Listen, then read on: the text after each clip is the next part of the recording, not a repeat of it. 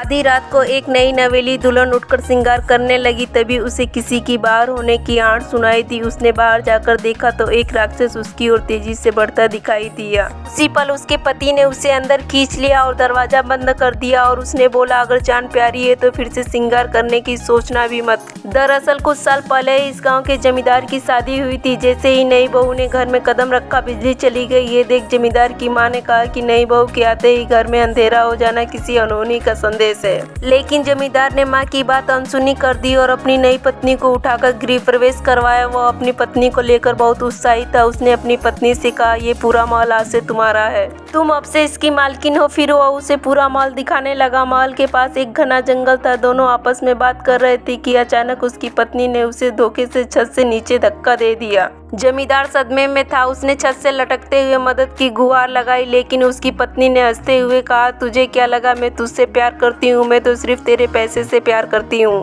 मैं अभी नीचे जाकर ऐसा नाटक करूंगी कि तू नशे में फिसल कर नीचे गिर गया। इतना कहकर उसने अपने गहने उतारकर उसके चेहरे पर दे मारा और जमींदार छत से गिरकर नीचे जंगल में जा पहुंचा। जमींदार का शरीर खून से लथपथ हो गया। तभी वहाँ एक वन मानुस आया और उसने जमींदार की जान ले ली। लेकिन उसकी मृत्यु के बाद उसकी आत्मा उसी वन मानुस में समा गई और वो ब्रह्म राक्षस बन गया।